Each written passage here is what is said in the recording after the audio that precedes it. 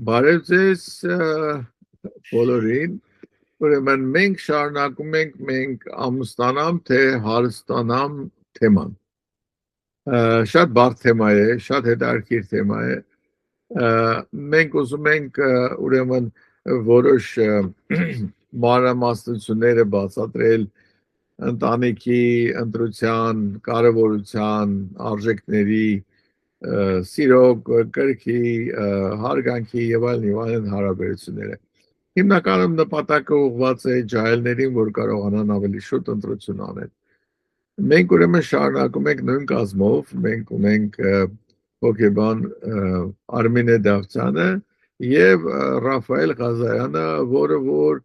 ուրեմն ներկայացնում է չամուսնացած ուրեմն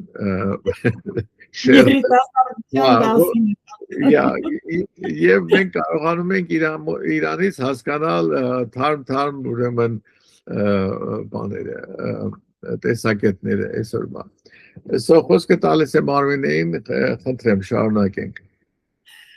Նաև երևի թե հավելեմ, որ ոչ միայն հոգեբան, այլ նաև վաղ ամուսնացած կին, 3 երեխաների մայր, 2 թոռնիկի տատիկ, կայացած մասնագիտության մեջ ունեմ 4-5 մասնագիտություն, անընդհատ սովորում եմ, կրթվում եմ, ընտանիքը չի խանգարում, հարուստ եմ, կարելի է ասել, այդ ամենը համարում եմ իմ հարստությունը, դա չի խանգարել ընտանիքը ստեղծելու եւ այն ինչ որ այսօր մենք ունենք եւ բիզնեսներ եւ սեփական կենտրոն ունեն, որտեղ մենք աշխատում ենք մոտավորապես 13 աշխատող մասնագետների հետ, սպասարկում ենք մոտ 40-50 տարբեր զարգացման խնդիրներով, առանձնահատկություններով երեխաների, աջակցում ենք ընտանիքների հոգեբանական ծառայություններով եւ այլն։ Այսինքն որպես կենթանի օրինակ նաեւ կարող եմ ասել մարդ, որ իր կյանքով է ապացուցում, որ ամուսնությունը չի խանգարում հարստանալուն եւ բոլորովին ձեռք է բերում նպատակ, ինչ խնդրի այսօր ինչ թեմայով ենք ուզում խոսել, մենք որոշել էինք խոսել արժեքների մասին, ինչու եմ ես այդ ամենը ասում, որովհետեւ յուրաքանչյուր մարդ իր կյանքում առաջնորդվում է հիմնականում իր համոզմունքների, դրդապատճառների եւ արժեհամակարգի վեկտորով, դա մեր մեջ ըստ էության դրվում է մանկությունից, ծնողների օրինակով, դաստիարակությունով, գրքեր կարդալով, չգիտեմ, միջավայրի մշակույթի ազդեցությամբ, իսկ հայերիս համար ընտանիքը դա արժեքներից կարևորն է, որը այսպես մոր կաթի հետ սերմանվում է երևի թե հայի, յուրաքանչյուր հայի գիտակցության մեջ,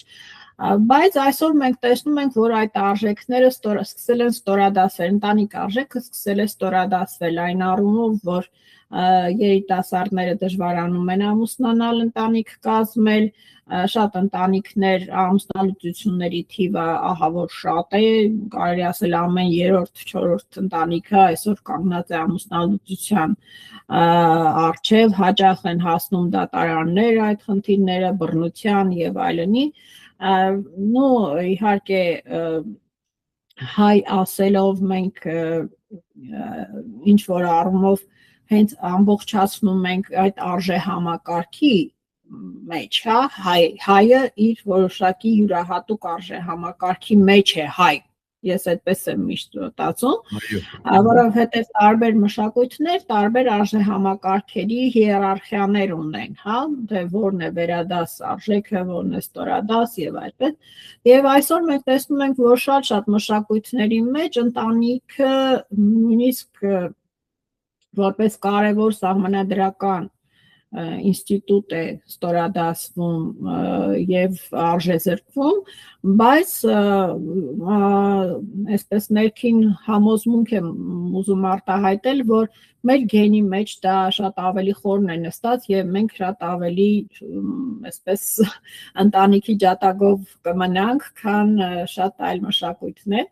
քաղաքակրթություններ եւ դա կօգնի գուցե եւ մեր տեսակը պահպանելու եւ այդ արժեքը պահպանելու առումով ինչ դեր է ինձ համար անձամբ կատարել ընտանիքը կայացման, անձի կայացման առումով, ես կարող եմ ասել ամենակարևոր դերը նպատակի համար, նպատակի եւ իմաստի առումով, կյանքի իմաստի առումով, գործունեության նպատակի առումով, որքան էլ որ յուրաքանչյուրս որպես առանձին էակներ ուզենանք կայանալ, դա պետք է ունենալ նպատակ։ Եթե դու չունես նպատակ կայացման, քո նպատակը միայն նյութական արժեք ձեռք բերելն է եւ միայնակ ապրել ապահովության մեջ, հաճույքների մեջ, դու գալու ես կանգնելու ես ինչ որ մի փուլում դատարկության առաջ։ Երբ որ քո կողքին չունենաս մեկ կարևոր մարդ։ Եվ մենակության մեջ, որովհետև այդ միայնակության մեջ։ Նույնիսկ վերջերս ինչ որ մի հոգևորական էր խոսում, ասում էր ես հազարավոր մարդկանց մահվան ականատես եմ եղել, մահվանից առաջ գնացել եմ խոստովանություններ եմ ընդունել եւ այն հարցը, որ միշտ տալիս ենք այդ մարդկանց ում կուզենայր տեսնել կամ ինչ կուզենայր, քո վերջին ցանկությունը որն էր, բոլոր մարդիկ գրեթե ասում են, որ ուզում են տեսնել իրենց ընտանիքի անդամներին, այսինքն այն մարդկանց, ում նվիրել են իրենց կյանքը, ում հետ ապրել են, ում հետ կիսել են հաց, եւ այդ մարդիկ ամենաշատը ցանկանում են տեսնել իրենց հարազատների, այդ ընտանիքի անդամներին, հիմնականում կանանց, ամուսիններին կամ երեխաներին, ում հետ որ ճանապարհ են անցել։ Ես պատկերացնում եմ, որքան ցավալի է այն մարդկանց վիճակ, ովքեր միայնակ են, չեմ վախեցնում Ռաֆայել քեզ, բայց մտածի, ովքեր միայնակ են անցնում իրենց ճանապարհը եւ ես կարծում եմ այդ դատարկությունը ոչնչով չի լցվում կյանքում երբևիցե։ Ես աշխատել եմ շատ կանանց հետ, ովքեր վաղ կորցրել են ամուսիններին, ծանոթ եմ շատ տղամարդկանց, ովքեր կորցրել են վաղ իրենց կանանց, եւ իրենց հոգու ամենամեծ ցավը իրենք արտահայտում են այդ միայնակության զգացումի մեջ, հատկապես եթե զույգերը շատ իրար հետ այսպես հոգեվոր կապվածություն են ունենում եւ չեմ ցանկանա, որ այսօրվա երիտասարդները այդ դատարկությունը ճաշակեն։ Ու ինձ թվում է ապաթիկ վիճակը այսօրվա երիտասարդության, ագրեսիվ նույնիսկ վիճակները, աննպատակ ապրելու այդ տենդենսներից է գալիս, որ իրենք էլ չգիտեն իրենք ինչի համար են ինչ որ մի բան անում։ Իսկ ընտանիքը, երեխան, զավակներ, դրանք մոտիվացիոն ամենահզոր գործոններ են մարդու զարգացման համար, առաջ խաղացման համար, երբ որ դու ուզում ես անել, ոչ միայն քեզ համար,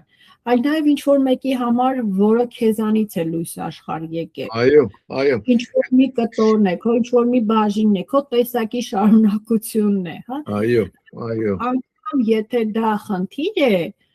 ես այսօր օրինակ պահում եմ մեր երկու մայրիկները եւ սկեսուրս եւ մայրս մեզ հետ են ապրում,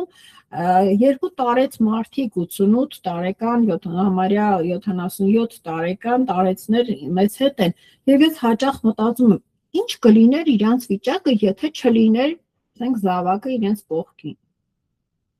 Ինչ պետք է անեին այդ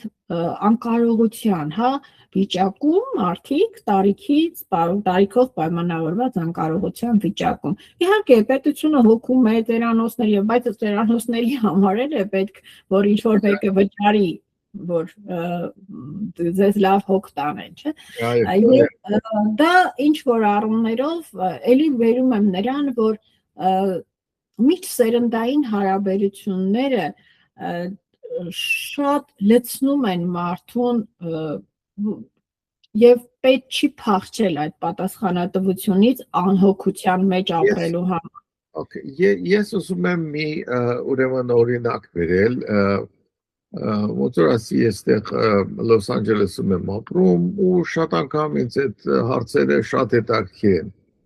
ուրեմն ես խոսակցություն ունեցա մեկ ամերիկացու հետ, երբ որ խոսում էինք ուրեմն սերունդների մասին։ Ինքը ասում էր, նայեք, ուրեմն հաջողության բնութագիրը այնա, որ մեկը մի սերունդը կարողանա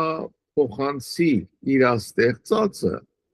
կամ հարստությունը, կամ մակարդակը, կամ ինչը նվաճումները, մյուս սերունդին։ Այսինքն այդ երկրորդ սերունդը պետք է ունակ լինի, կարողանա ընդունել եւ կարողանա պահպանել եւ ցանկալի է որ ավելացնել դրա վրա։ Դա կլինի ուրեմն հաջողության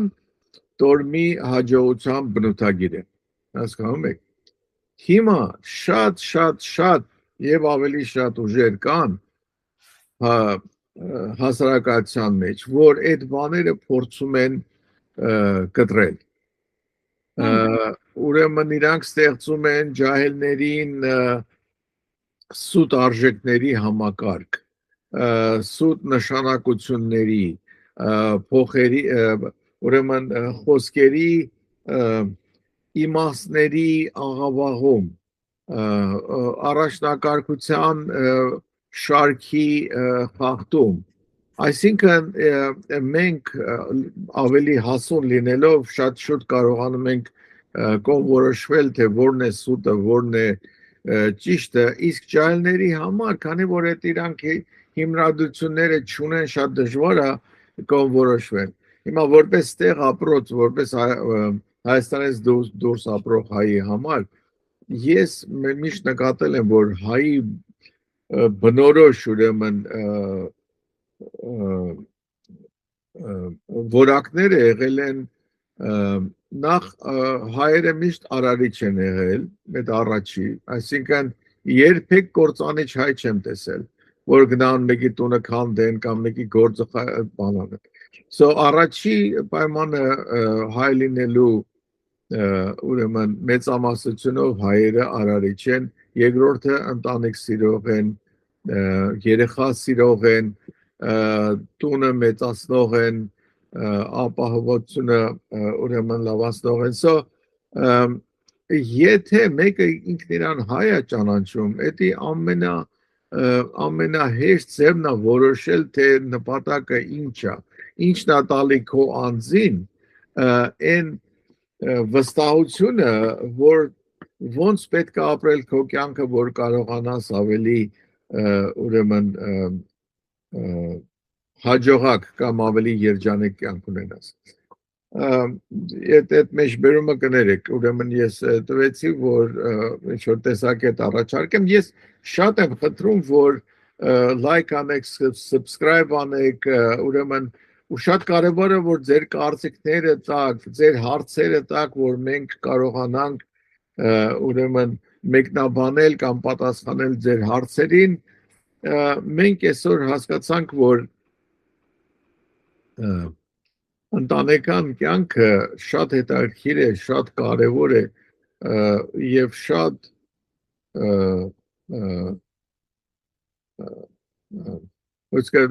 բերում է շատ նվաճումների ու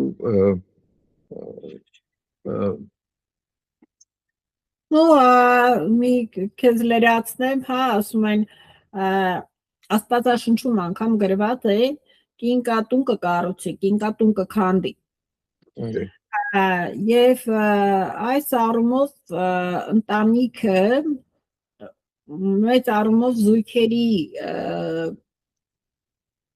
փոխհամաձայնեցված ոնց որ ասած գործընթաց է, հա, երբ որ երկուսը միասին որոշում են տուն կառուցել։ Տուն կառուցել, որտեղ իրենք համատեղ կարարեն, համատեղ կստեղծեն։ Կարող է դու ինչ որ մի բան չստեղծես, բայց անգամ այն երեխային, որ դու տնում ես, դաստիարակում ես, դա էլ է ստեղծագործություն։ Իհարկե, ամենավերջը։ Մի բաժին, որը տրված է մարդուն, աստվածային որպես հատկանիշ, հա, աստծո նմանությամբ եւ պատկերով ստեղծված մարդը արարիչ է նաեւ, հա։ Եվ առանց այդ արարչագործության մարդը դադարում է լինել բարձրագույն արժեք, մարդ։ երբ որ մարդը մնում է միայն ֆիզիոլոգիական պահանջմունքների բավարարման մակարդակում, հա, կերա, խմեցի, ապրեցի, մեռա, վրես գրեցին, եկավ, ապրեց այսքան տարի գնաց, ոչինչ չթողեց իրանից հետո, հա, դա կյանքի մի տեսակ է, որը ընտրում են շատերը, չգիտակցելով, որ վերջում նա ուղղակի հետ նայելու բան չի լինելու, էլի, ինչ ապրեցի։ Երբ որ մարդը շատ ավելի հասուն է, ավելի մարդկային է, ավելի իմաստուն է, ինքը մտածում է ինչ եմ թողում ինձանից հետո։ Այո, շատ ճիշտ է։ Եվ այս առումով ինքը պիտի արարի, որ թողի։ Եթե չարարեց ինքը, ինչ է թողում այս կյանքում։ Իսկ դա արդեն ավելի բարձր արժեք է։ Մարդը դառնում է ավելի բարձրագույն է, եւ ես կարծում եմ, որ յուրաքանչյուր երիտասարդի մեջ առաջին կարևոր հարցը պետք է հենց դա առաջանա՝ ով եմ ես, ինչ կարող եմ անել, ինչ եմ թողնում ես ինձանից հետո, որովհետև դա ստիպում է, որ դու մտածես, որ դու արարես, որ դու հաղթահարես դժվարություններ, որ դու պայքարես, որ դու պատասխանատվություն վերցնես եւ դու հաճույք ստանաս այն խնդիրների լուծումից, որ դու անում ես քո ընտանիքի հետ միասին։ Այո։ Եվ ընտանիքը քեզ համար է անում, եւ դու անում ես ընտանիքի համար։ Ես օրինակ մեծագույն հաճույք եմ ստանում, երբ արդեն իմ զավակները ինձ համար են անում։ Դա ինձ համար գույն երջանկության չափանիշ է, եւ ես տեսնում եմ, օրինակ, թորնիկը ծաղիկներ է ինձ բերում, ապրիլի 7-ը շնորհավորում։ Ես այդ լիությունը կյանքի, այդ հարստությունը կյանքի ամենամեծ արժեքն եմ համարում, այն ամեն նյութական հարստությունից առավել, որ մարդիկ դրա վրա կյանք են վատնում։ Այո, ես ուզում եմ այս կոչը անել իրապես, մտածել այդ հարցի շուրջ ինչ ենք մենք թողում մեզանից հետո։ Գիտեք, ես մեծ հաճույքով լսում եմ Արմինեին, որովհետև երբ որ հասկանում ես, որ ճիշտ մտածելակերպը բերում է ճիշտ լուծումների, ճիշտ լուծումները բերում են ճիշտ ընտրությունների, եւ ուրեմն ստեղծվում է մի կյանք, որը որ չես ափսոսում, որը որ ուրախությամբ ես ապրում, որ երբ որ դու հասկանում ես, թե դու ով ես, ինչ ես, որ դու կարիք ունես ուրիշներին, ուրիշները կարիք ունեն քո մեջ, դա է երջանկությունը։ Դրան հասնելը պետք, դրա էդի չի լինում լավ ամուսնություն կամ չի լինում, ինչ ցավես դա հանձելու ես։ Այո, ու այդ շատ բոլորովին նշանակություն չունի, թե որ մի հայտնի երգիչն է երգում ձեր հարսանիքին, որովհետև հարսանիքը սկիզբն է։ Alright, ես ուզում եմ թողեմ սկիզբը, հաճելի ստրկության սկիզբը։ Հաճելի ստրկության սկիզբը, որովհետև առանց դրան ավելի տխուր է։ Չէ, կասեմ ես կամավոր հաճելի ստրկության սկիզբը։ Այո։ Ձեզ որ ամրագրում է դա։ Այդ փաստը։ Բայց ասեն ձեզ այո, հաճելի, որովհետև ընտանիքը այո, հաճույք է։ Դու այդ հաճույքը պետք է ստեղծել։ Այո, ոնց որ դուք մի երկու հաղորդում առաջ ասեցիք, դոպամինի աղբյուր է։ Այս երջանկության աղբյուր է։ Alright, ուզում եմ շնորհակալություն հայտնեմ բոլորին, շատ հետաքրքիր հաղորդում է ստացվում, մեր քննարկությունը Ռաֆայել, մենք համոզում ենք, թե ոչ։ Մենք համոզում ենք Ռաֆայելին, ուզում ենք, որ ինքը ապստանա, ուրեմն առաջ եկեք, որտեղ դուք Ռաֆայելին կճանաչեք, կարաք տեքստեր գրեք, կարաք առաջարկություններ անել, հարցեր եւ այլն։ Սրանով վերջացնում ենք այս մի հաղորդումը, խնդրում եմ այն բանից արեք, ստեսություն ձեզ, միշտ նոր հանդիպում։ Bye bye.